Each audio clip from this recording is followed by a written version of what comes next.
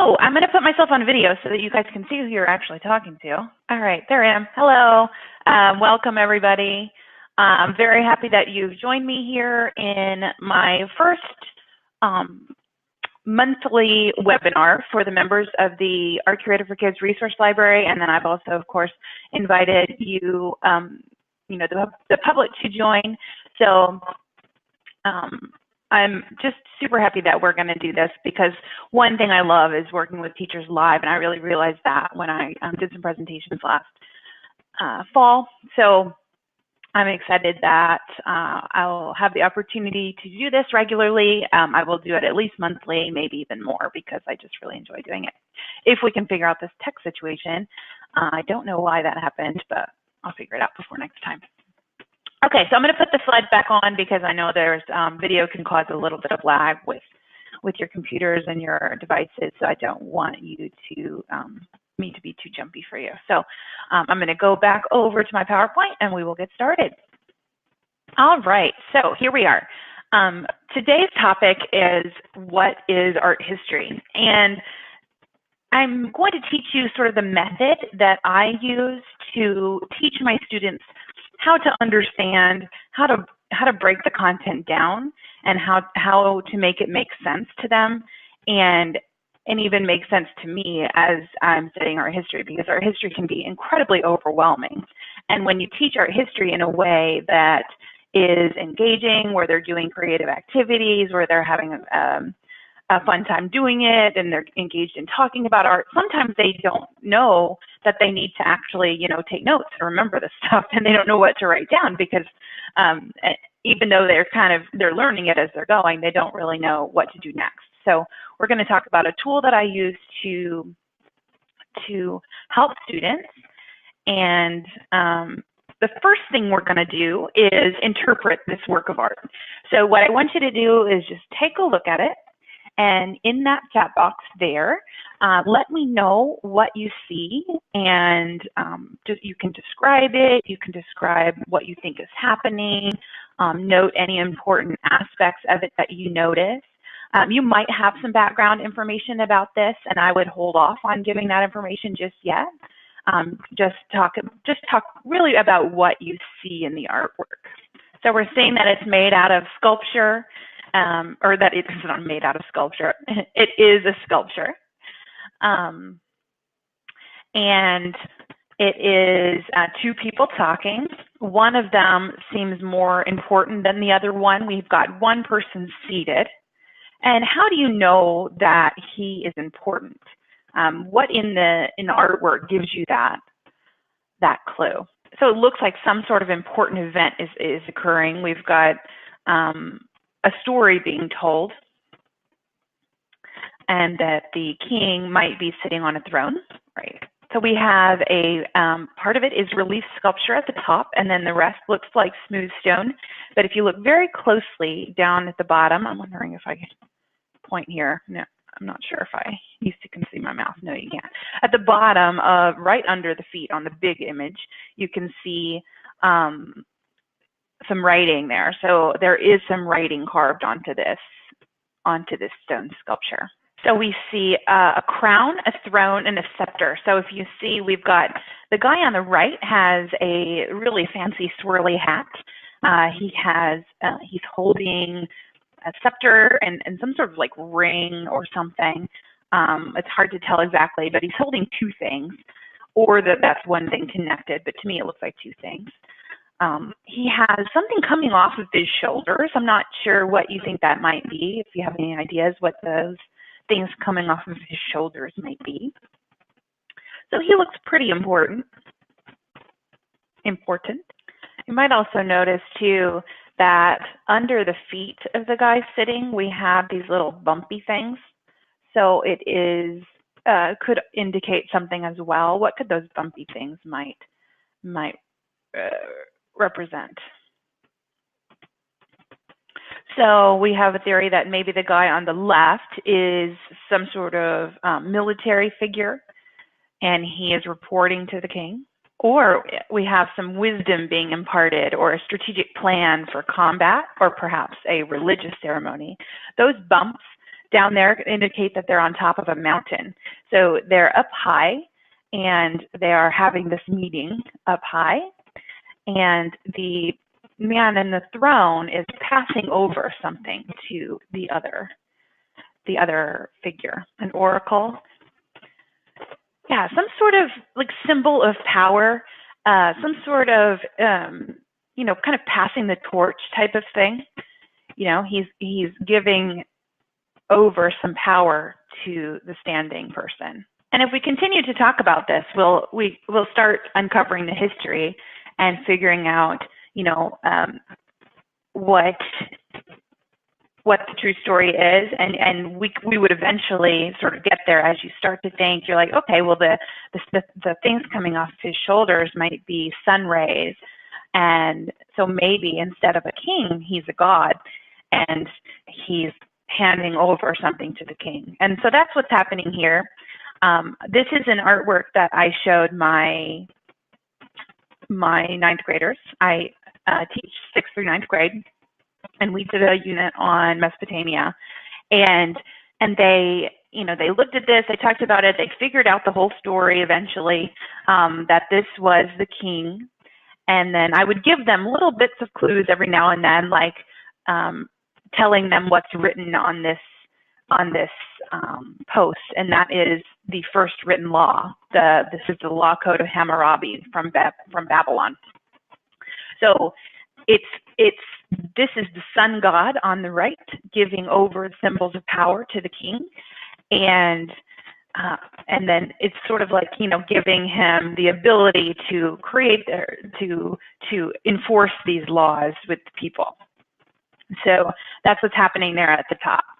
So when you're doing that activity, looking at and talking about a work of art and dissecting it like that, what did you learn while you were doing that and creating the meaning for yourself as you're looking at it? What did you learn just about you know, looking at art, or what did you learn about this time period in art?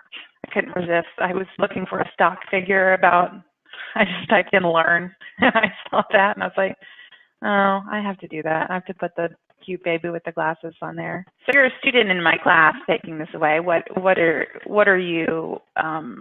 you write down in your notes when talking about this artwork? Interpretation is not always correct. Yeah. Well, that's a good point. And I tell my students, and it's tricky because when you're teaching art history, there is a correct sometimes. But I teach my students that whatever they think an artwork is, and whatever meaning that they come up with, it's just as valid as whatever the artist comes up with. And because when you look at a work of art, it becomes yours, and you own it. Now, when you're teaching art history, it changes a little bit because there is a correct answer here, and we can learn, you know, the story of what this is. But I also tell them that, you know, the looking is just as valuable as learning the true story.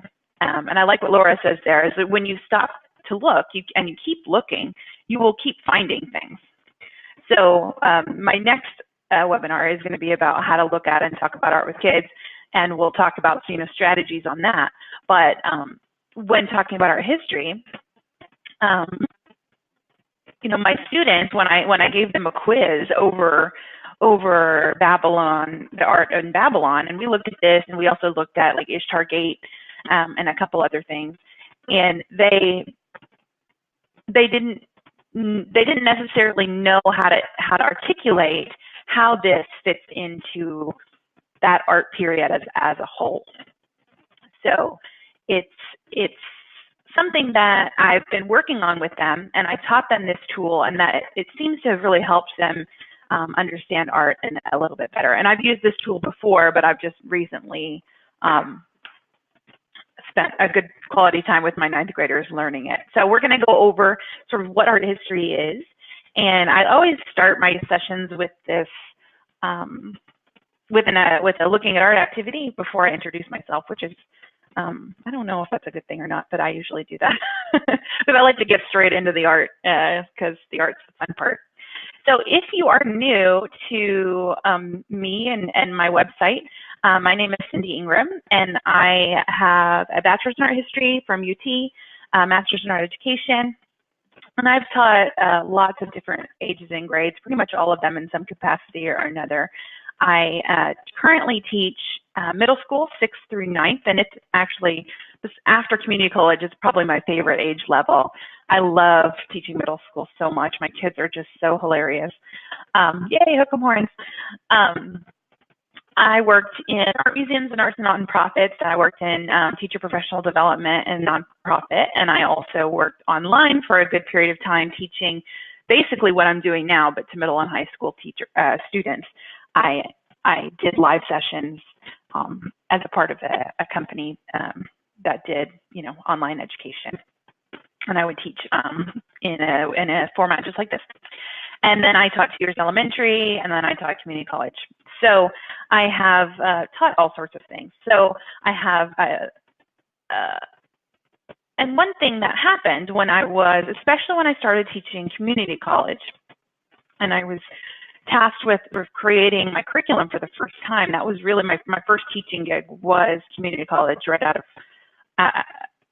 my first, real teaching where I'd have students instead of working in museums. And I didn't know what to do because I knew how I like to teach. I came from museums. I like to teach interactively. I don't like to lecture. I don't like to just kind of stand up there and talk while the kids get, drone off and stare at their phones. And I want to make it interactive and fun. And so I didn't know what to do because the internet did not have any information on how to teach like I teach. And so I had to create so much from scratch. That first semester teaching community college was one of the hardest, times of my life, just because I was constantly creating lessons, and, first year teachers, it's hard. So thinking back to that, I realized,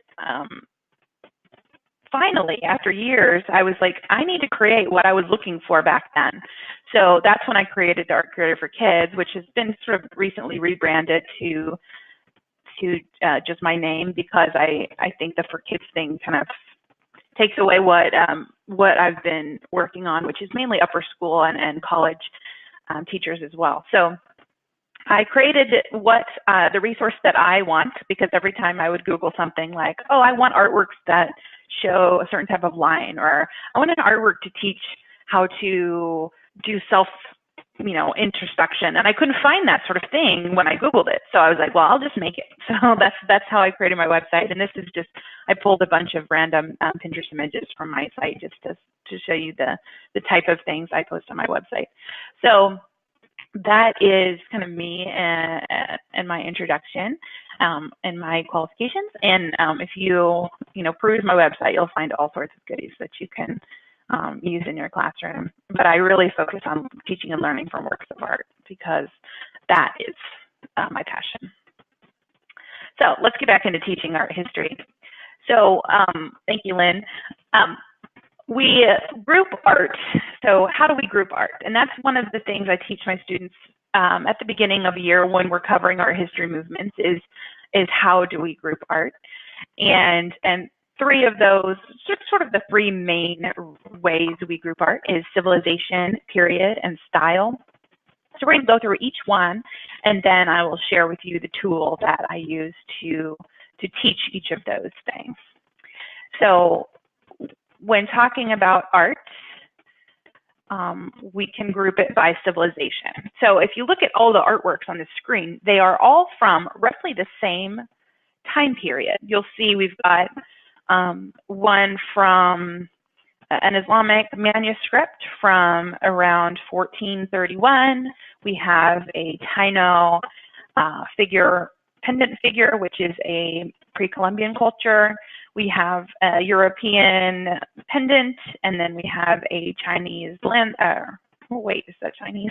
I think that's Japanese, sorry, from around the same time period. So we can't just say, oh, let's study art from the 1500s, because in the 1500s, I had probably 100 different things happening at any moment in art because of all the different areas of the world. So one grouping is we group by civilization, and that has been really my focus lately, is completing my knowledge on, not that you can ever complete your knowledge on art history, but completing my knowledge on cultures outside of the Western civilization. Because, you know, when you get an art history degree like I have, you really focus on Western civilization. And I was required to take one non-Western class, but that was it.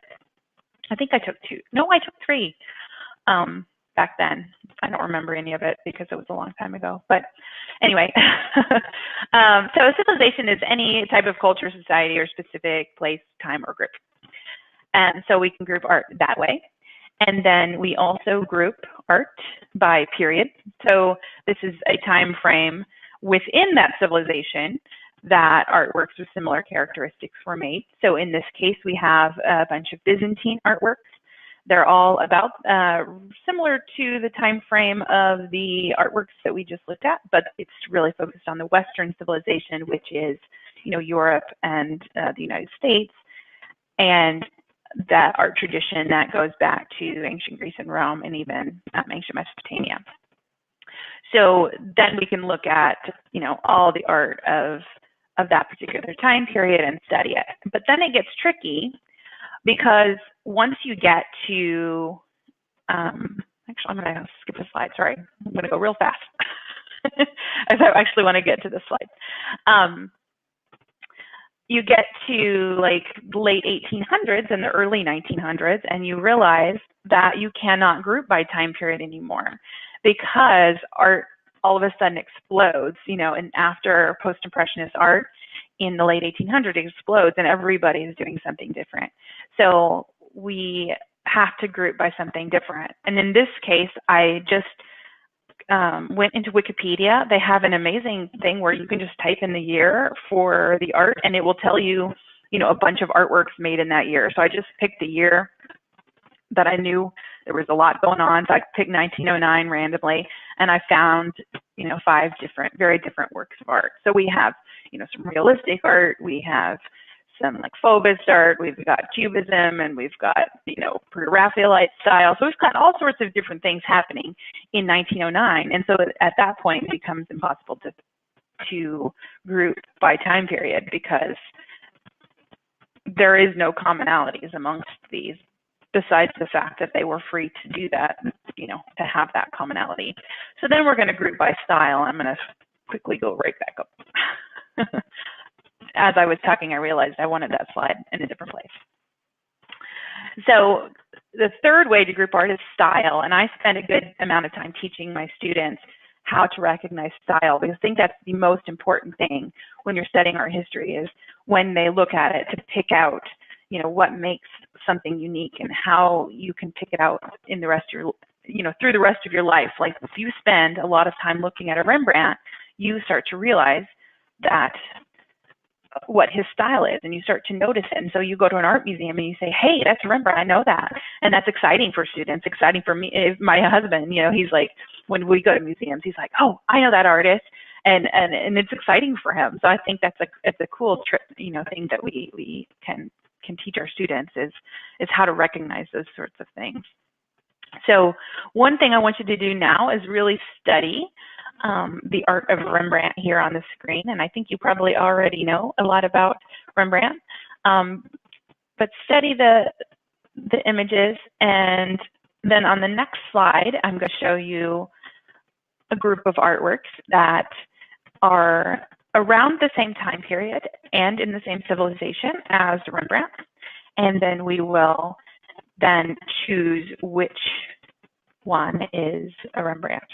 So look at the colors and the way he applied the paint and the backgrounds and the emotions. And if you read my blog regularly, you probably read this last week, because I just wrote a post about this.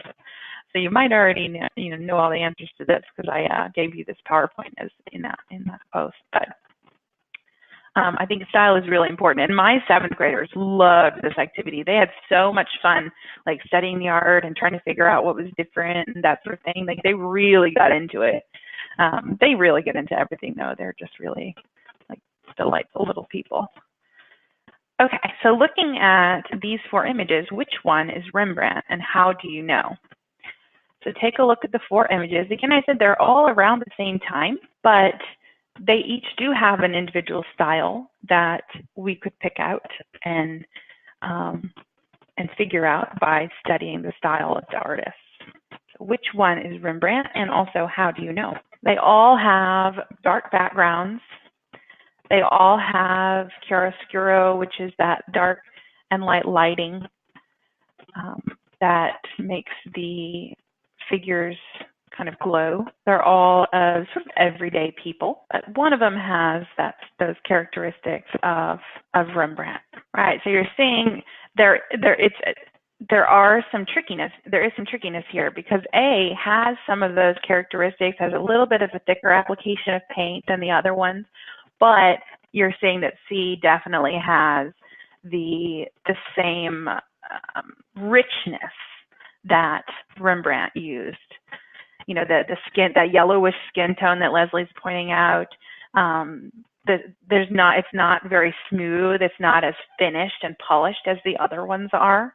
And he was really doing something totally different back then to have that thick application of paint where you could see the brush strokes and all of that.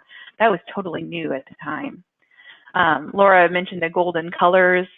You know, he had those rich use of reds and yellows and brown that in most of his paintings he had in some way.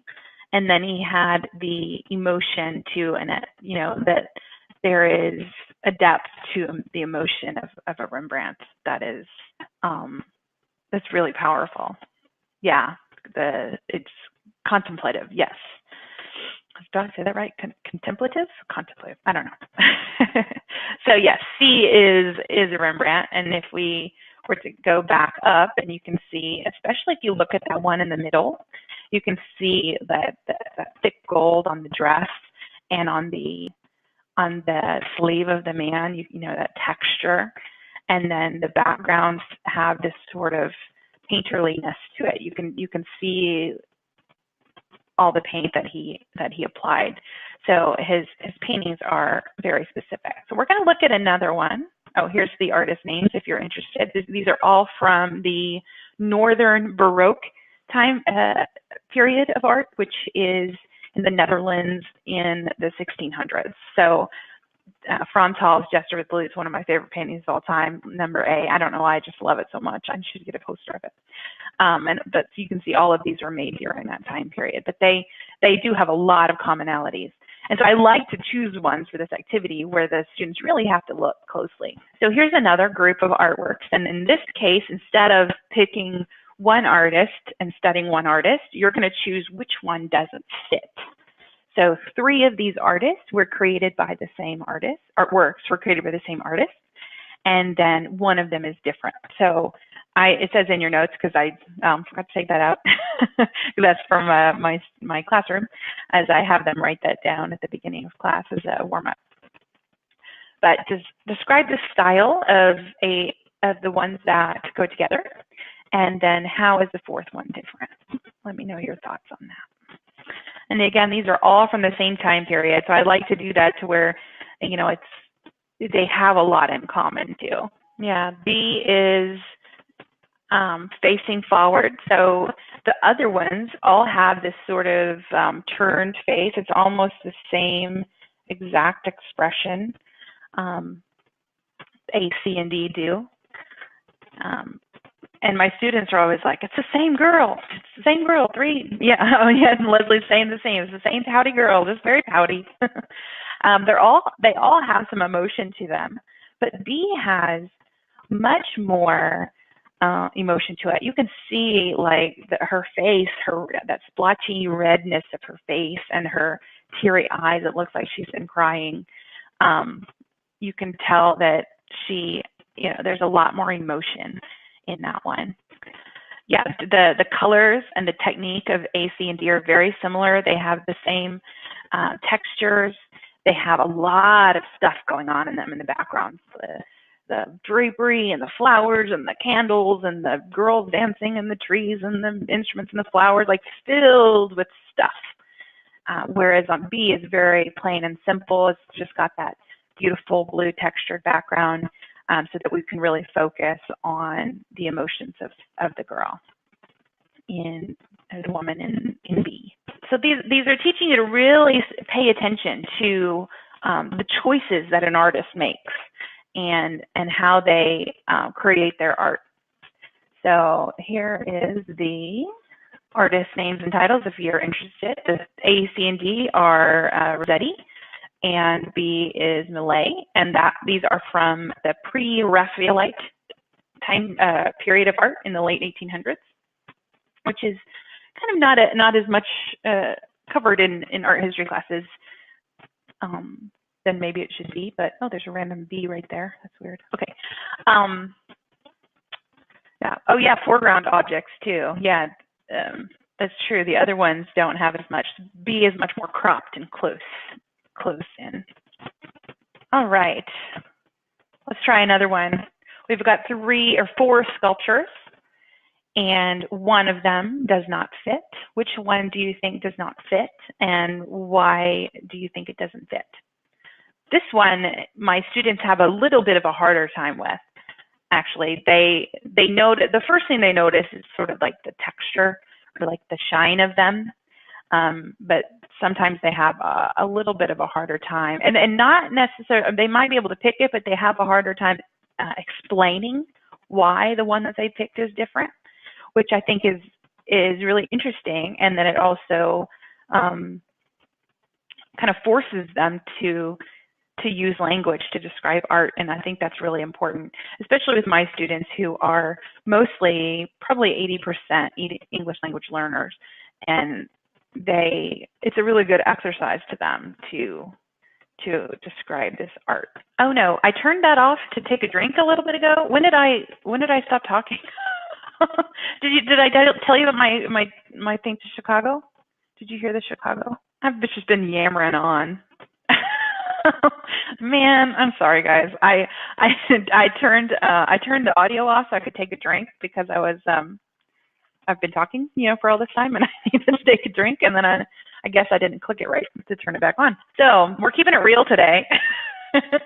This was not one of your most polished of presentations and technology and anyway. So I'll tell you again about my trip to Chicago because I'm sure I probably said a lot of things. I don't remember what, but anyway, I've been looking at, I've been putting these 4 artworks together for a really long time. I think it was probably in one of my first years of teaching community college, which is probably like 2008-ish. And so I had spent a lot of time looking at these pictures, and I went to Chicago a few months ago, and I went to the Art Institute, and I saw the Matisse sculpture. I wasn't expecting it, but I saw it, and I was like, I'm really excited because I was like, oh, that's the one for my style PowerPoint. I was like, I'd never actually seen it in person, and it was actually shinier than the picture. And so I wanted to take a new picture, but then I thought my students would then just say, oh, the D is different because it's got the museum in the background, and then I would have lost them there. I like to keep the backgrounds blank because they always are like, oh, that one has a different background, so that, with sculpture, they like to do that. So anyway, sorry about that. I'm sure I said lots of things. I think I was just really repeating what you guys were saying. So if you read the chat, I was just sort of picking out key things from your conversations. So great thoughts on that. It's a little bit harder with this one, but I think that it's really a great way. Did you hear me talk about my English language learner students? Oh no. Man, I've just been talking and talking and talking. Okay. Man. Okay. Another thing I had said was that this one is hard because while they can get that D is different, but they have a hard time articulating why it's different. So even if you say, oh yeah, it's definitely D, but it's hard to figure out how A, B, and C are different, Oh, good. I did mention it. Good. All right. Oh, okay. That's what I was talking about when I took a drink of my coffee. Okay. I'm going to just take drinks without turning the sound off. So hopefully you'll hear the sound of my ice, but hopefully that's all, because I'm not going to risk doing that again. All right. So anyway, it's a good exercise especially for my students who have a hard time, explaining. Yeah, I'll try not to slurp. It's iced coffee with a straw, so it shouldn't be too bad. Oh man, self. You guys always gonna have it. We're always just gonna have issues. Okay. Sorry, we already did that. Thank you. All right. So we already saw that slide. Okay, so we talked about how art is organized, and it's 12 o'clock now, which is when we were going to end, but we started late, so I'm just going to keep going. You know, if you have somewhere to be, I will definitely send out the video, but I'm gonna just finish this up so that I can send out the video in full. So when you're looking at an art movement, or you're studying an art period. So an art movement is basically, I had the definition of it on here, but I took it off. But it's basically a group of, a group of artworks at a specific time in a specific place, especially, in the last 100 years. What is there to know? So, if you're going to teach about it, what do you need to teach in general? Not really, thinking about a specific art movement, but what types of things do you need to cover when you cover a movement in art history?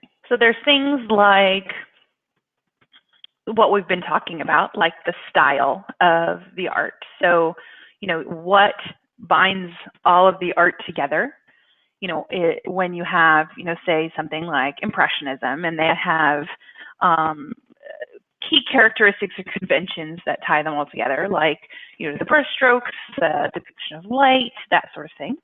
So those common characteristics, stylistic characteristics. And then Christy says major artist, dates. And I don't cover dates too carefully. It kind of depends on who I'm teaching. If I'm teaching college students or AP art history, I'm like, you got to do the dates. But I generally just say, no, like the general time period was the early 1900s. Or when we're studying Dada art, it's around World War I. So it's like, specific stuff like that. I usually don't get into too much detail on that. Important major artists that were working at the time, and then what context surrounding the art influenced it. So especially with like Baroque art, you can't understand Italian Baroque art without understanding what was going on in the world at the time, which was the Protestant Reformation. The Catholic Church broke up, and then the Catholic Reformation,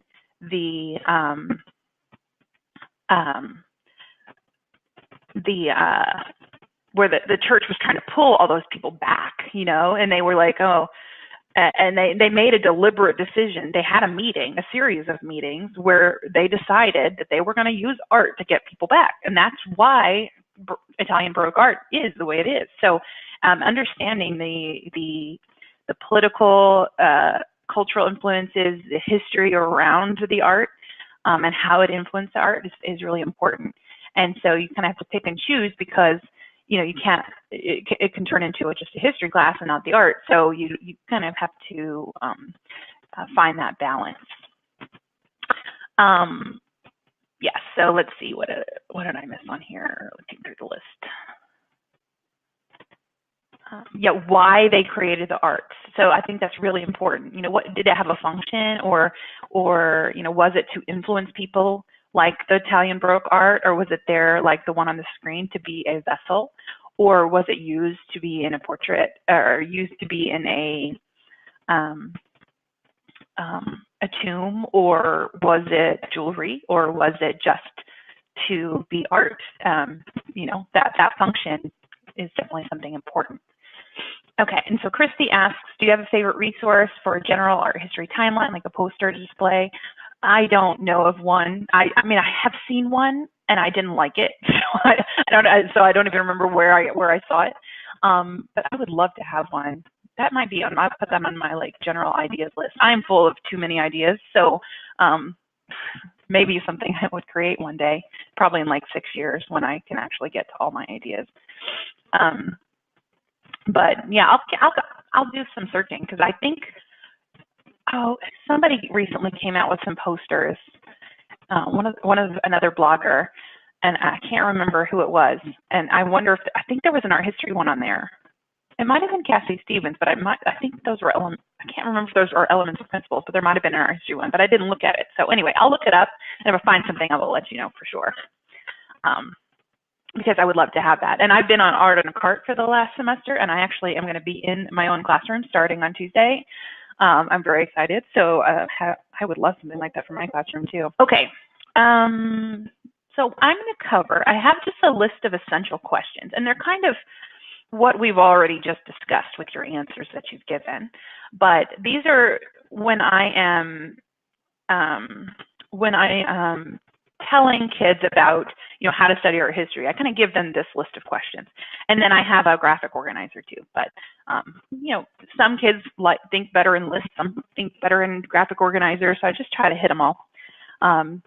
So what was important to the people at the time? So, in the Renaissance, it was important to them to, be knowledgeable, well-rounded people, and that influenced their art. How are the values and beliefs of these people reflected in their art? And I think this is one of the most important questions, if not the most important question, is, you have, our art is about people. And when you're studying art history, it's a way to understand people. Great question, Leah. That is a really good question. Let's see if I can tell it now. I'll go ahead and answer it now. Okay, so Leo says, you mentioned picking and choosing information so the class doesn't become just an art history class. Can you tell us briefly how you balance art history with the creating of student art? So I really do keep things very simple with my art history teaching. And one of my members recently sent me an email, and she said, your ideas are simple but not simplistic. And I was like, I liked that. And because I think, when you look at an art movement, especially for, high school, middle school, upper elementary, even low, I guess all elementary, is you don't need everything. You just need the highlights. So you need kind of the general basic characteristics of the art, why they made it, that sort of thing. And so I usually spend, speaking to kind of what I'm doing right now in middle schools, I teach 6th or 9th, I do maybe 4 or maybe a week of teaching art history. And so for me, that's not, standing up there lecturing. It's one day, I'll give my impressionism lesson as an example, because it's just off the top of my head, and I recently wrote a lesson plan wrote it all out.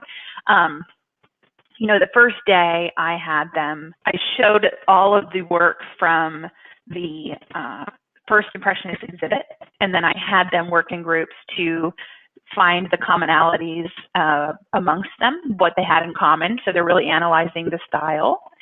And then I had them, and then we talked about them, and then we sort of came up with a list of basic characteristics of Impressionist art from that. So that took up pretty much the whole class period, most of the class period doing that. We came up with a list, and then I kind of went over the list using an acronym, ELBO. I'm not going to go start teaching about Impressionism if I don't watch myself. At the second day, we did. I showed more examples, and then we, went over the acronym sort of in more detail. And then another day we did, we went outside and we sketched outside, because we talked about, how like the paint tube was invented and how cool it was that they could go outside. So we went outside and, they sketched the portables, because it was, we have a very ugly landscape around my school. So, their drawings were not that exciting, but we went outside and sketched. And then we did like one where you compare and contrast a portrait from a realistic portrait versus a portrait done by an Impressionist artist, and we talked about the differences. And then they had to write a story they had to pick one of the characters and write a story. And then we did one other thing the next day. I don't remember. Then I took a quiz. And so it was like that sort of thing. So it's more like we're doing creative activities around it rather than just kind of straight up lecture. And then we did an art project where they had to, make a landscape, and they had to have visual brushstrokes. But since I was on the cart, I didn't do real paint. We did watercolor. We drew it, and then we did watercolor, and then we did oil pastel on top to have the brushstrokes, which they turned out really pretty. So, yeah, it was like maybe a 2-week time period where like a week of it was setting the art, and then the last week was creating the art. So, and that worked well for me because I keep it fun. They don't seem to get upset that they're not creating a lot of art. I never got any complaints about that. Good question. Hopefully that answered it. It was probably not briefly, but that's me. I over explain things. Okay, but yeah, I keep it pretty simple. I'm not teaching everything. I'm just covering like the highlights of the art movement usually. And then if they're older, I'll cover more. If they're in AP Art History, we got to go into much more depth. Okay, going on with my essential questions. What are some common images and themes in their artwork? So we're looking at like the common subject matter, the big ideas, the symbols, and that sort of thing. Oh, no problem.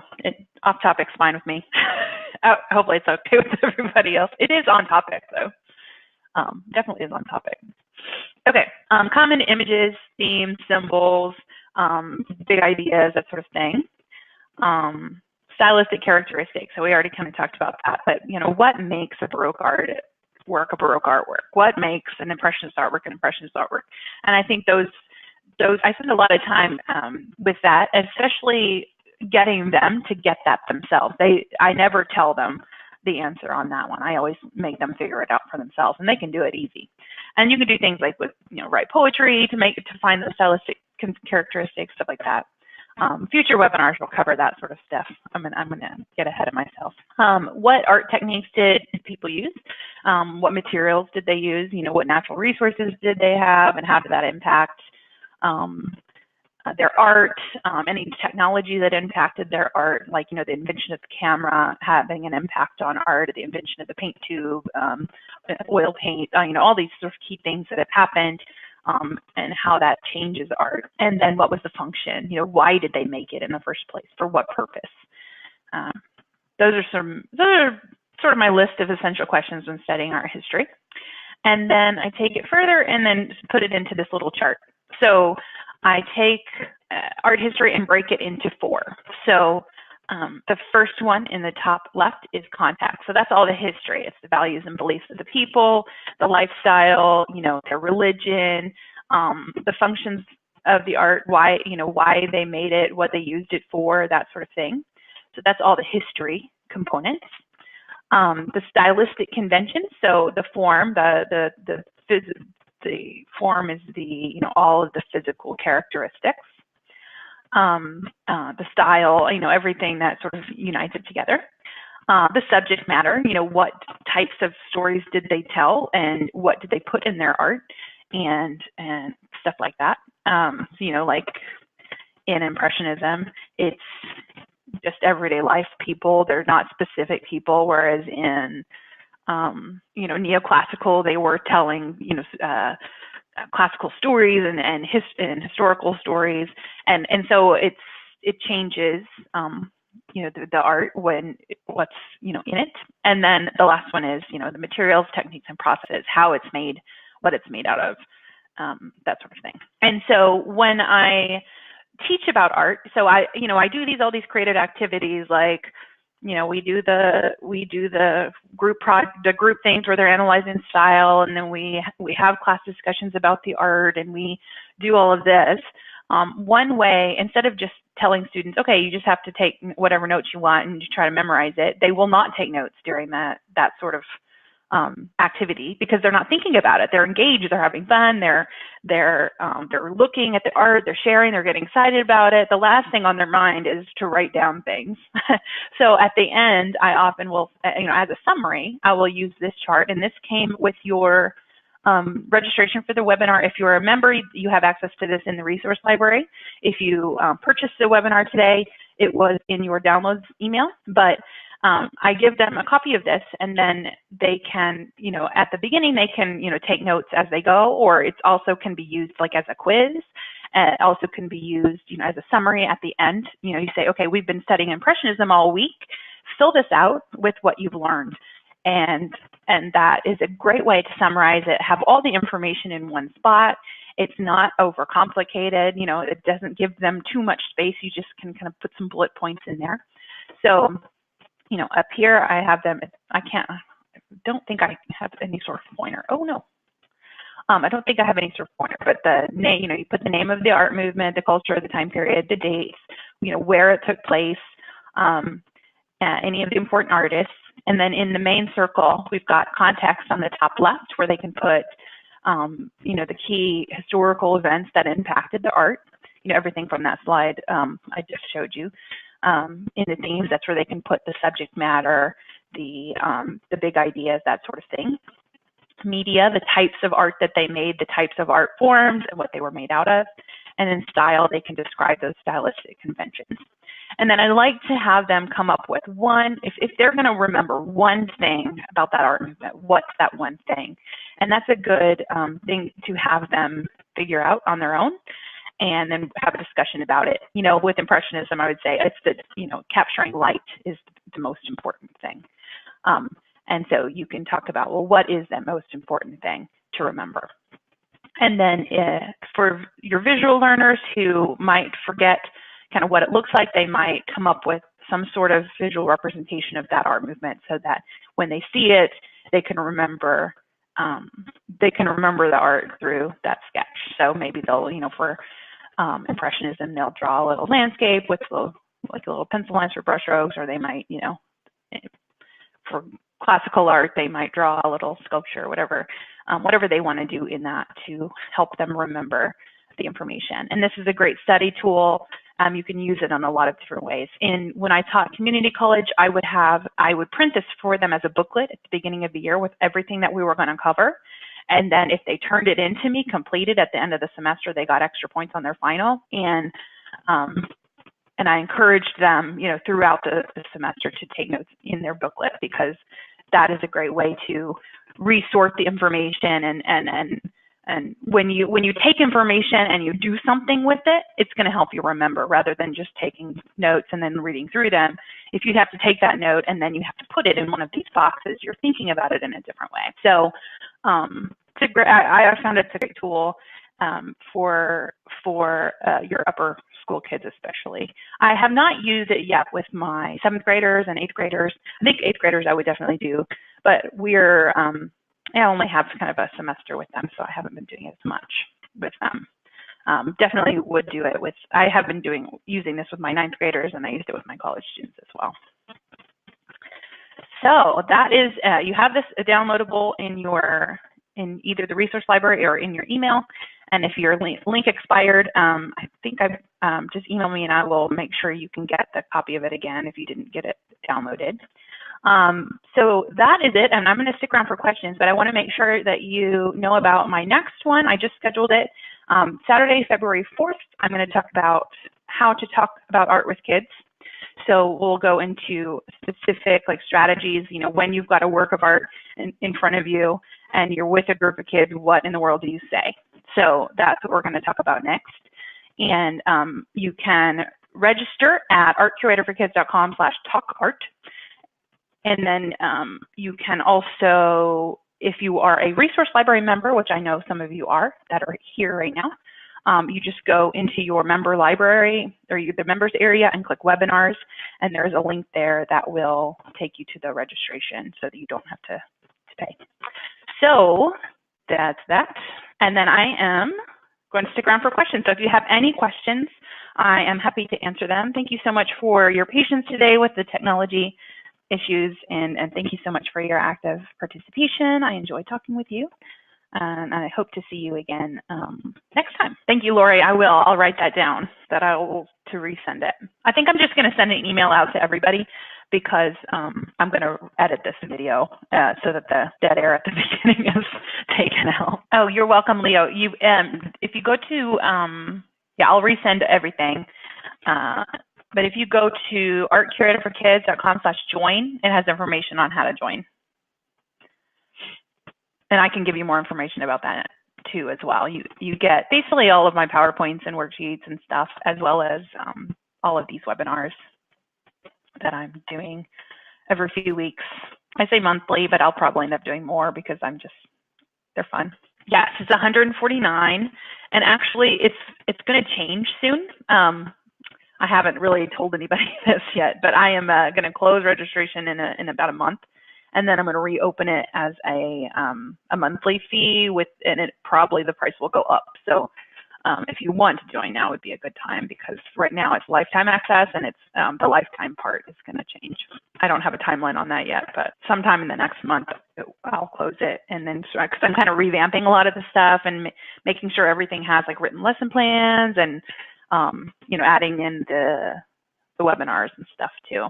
So okay, thank you guys so very much for coming. I'm going to end the session, and unless anybody has any other questions, I will send an email out with extra information. Oh, I got a question. Are there curriculum books used for classroom? No, I don't have any books that I use. I mostly just, no, I just kind of come up with it on my own. I am working to create courses for art history, because I know that a lot of art teachers don't have art history backgrounds, but I recently realized that I was trying to do too much. Again, like I said, I have too many ideas. So right now I'm focusing on the resource library. But one thing that I am doing, and Lynn, you're a member, I think, aren't you? I am adding more art history, like the information into the lesson plans. Like if you see the most recent one I did was Impressionism, and you click on the lesson plan, I added in like the important art information that you would need to know for that to teach that part. And I know some of them don't have that. A lot of them don't have that. So I'm working to add that into everything, so that people who don't have the art history background can take that and still use it effectively and have information that you want, that you need. But I also would recommend Khan Academy has a really good art history videos and articles. I think they're written. A lot of them are written by like the British Museum and stuff like that. I think students find the videos kind of boring because it's like two people having a conversation about art. I think they're kind of fun to listen to. But that's a good place to go if you want to teach a lesson and you need a little bit of extra information. Khan Academy and Wikipedia. I mean, I know we tell our students not to go to Wikipedia, but Wikipedia has excellent information about art history. It really does. Thank you. I almost burned out, Lynn, so that's why I had to pull back. And I finally was like, okay, I am doing too much. So I decided that the courses had to go for now, and that I'm just going to focus on making the resource library kind of what I always envisioned it in my head, but I didn't have the time to do. I'm going to focus 100% of my time on the resource library and writing the blog posts and stuff. So I won't burn out. I promise. I will be here forever. This is my baby, and I will always. It's my job forever. Thank you. I'm so excited about my new classroom. I'm sharing it with the other art teacher, but at least I don't have to walk around all the time outside. All right. Bye, everybody. Have a lovely afternoon.